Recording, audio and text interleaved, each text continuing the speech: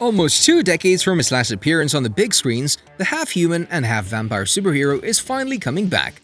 Yes, Eric Brooks aka Blade is on his way to becoming an MCU member, and this time he's even stronger than ever. So here's what we know about the upcoming renewal of the Blade saga. But first, let's make a little recap on his previous experience in front of the audience. It was 1973 when comic book lovers found out about Blade. In the comic book, The Tomb of Dracula, Blade was presented as an orphan child whose mother died after she was bitten by a vampire while she was in labor with him. Because of this, he'll be filled with hate all his life, and he'll look for revenge on his mother. But losing his mother this way will make him immune to vampires' bites, and that's why he'll become their deadliest enemy. But at that time, Blade wasn't what he is today. He was just a supporting character, but today Eric Brooks is one of the most beloved superheroes worldwide. I can say that only one person is the main culprit for making him a true legend, and that's Wesley Snipes. The actor portrayed Blade in 3 movies, and each of them was successful. You'll all agree that even today, you're rewatching every one of these 3 movies. But before we tell you the big news and every known detail about how the Blade story will continue, let's make a quick recap on every one of these 3 movie blockbusters.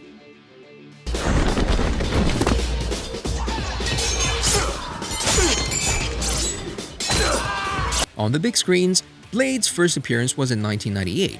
The movie wasn't just a turning point for the character, but also a turning point in Snipes' career. Playing Blade will turn out to be one of his greatest roles. In the movie, Snipes was followed by Kristofferson as the vampire hunter Whistler, and Stephen Dorff portrayed Blade's first enemy Deacon Frost, a vampire who will take the leadership of the other bloodthirsty creatures. The success of the first film is undeniable as it grossed over $131 million worldwide with a budget of $45 million.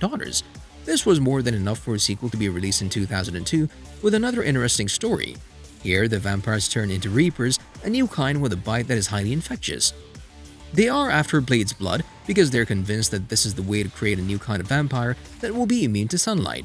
Our hero will have to face 2 villains, Damaskinos and Nomak, who were portrayed by Thomas Kretschmann and Luke Goss. Again, the numbers were in favor of the Blade saga, and the $155 million grossing wasn't something that could be ignored, and that's why another movie was released in 2004.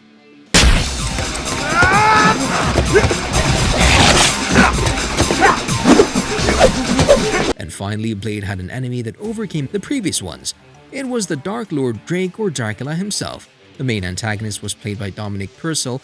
Blade Trinity also brought Ryan Reynolds as Hannibal King and Jessica Biel, who played Whistler's daughter Abigail. But even though there were stars like these, you should hit that like button below the video. No, really, these acting names weren't enough for the movie to overcome the previous 2, and it also gathered low ratings. However, it wasn't a flop at all, and there were even talks that there will be another 4th Blade movie with Wesley Snipes in the leading role. But this never happened, and now after almost 2 decades of waiting, fans can be calm as a newly rebranded version of Blade is coming next year on MCU. Now let's find out the release date of Blade Renewal. For us to help you. Whistler's daughter. What the hell makes you think you know about hunting vampires? Just for starters, I used to be one. Even though there were speculations that the filming for the new Blade movie will start this summer and will premiere in September, the official announcement said something else. At this year's San Diego Comic-Con, it was revealed that the new Blade movie will hit theaters on November 2nd, 2023. That's 12 years since the preparations for the movie started in 2011 when Marvel succeeded to revert Blade's character rights. Marvel head chief Kevin Feige characterized Blade's character as someone that has so much potential.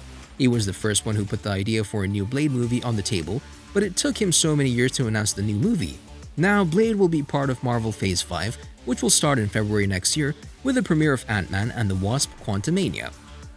Now, let's see who's in the cast crew for Blade's new movie. The biggest question was, who will replace Wesley Snipes as Blade in MCU, and the answer came recently when it was revealed that Mahershala Ali. The 2-time Academy Award-winning actor will surely be a great choice for the role, and he can be the perfect guy to bring back Blade on the throne. I'm sure that you are also excited to hear this, but that's not all. Ali will be followed by Delroy Lingo and Aaron Pierre, and recently it was revealed that the Game of Thrones star Kit Harington will also join the cast. Unfortunately, Lingo and Pierre's roles are currently hidden under the wraps right now, but Harington could play the Black Knight Dane Whitman. The fans who are nostalgic are surely disappointed that Wesley Snipes is not coming back, but let's be reasonable. He's far from what he used to be 20 years ago. 3 more names are circling, and one of them is Eliza Gonzalez, the star of the Godzilla vs. Kong movie, who could also join the cast crew for the movie.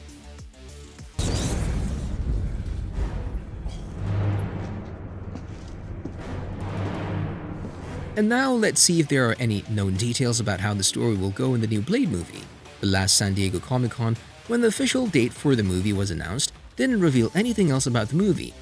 We know that the shooting is set to start in November under the working title, "You should smash that subscribe button and hit the notification ring bell button." No, really, the planned title for the movie is Perfect Imprints, and the shooting will take place in Atlanta, Ohio, and even Morocco. And while we're all waiting for the official synopsis for the movie, we didn't expect that the movie would lose its director. Yes, Bassam Tariq, who was hired to direct the movie last year, is no longer sitting in the director's chair. This information was a big surprise and brought concerns for the fans, and now nobody knows if the movie premiere will be delayed. Yet, there's barely any movement in the film's production, but according to Marvel Studios' official statement about Tariq's exit, the filming schedule will continue and there's no mention of its release date changing. So maybe Marvel already has someone on their mind who will replace Tariq as a director for the movie. Vampire final solution. You can't win this war alone. While the plot details are kept under wraps, Tariq had spoken about working on Blade in previous interviews, emphasizing how excited he was to direct the MCU movie. According to Hollywood Reporter, Tariq has stepped down as the director due to continued shifts in the production schedule, but he'll remain as an executive producer on Blade.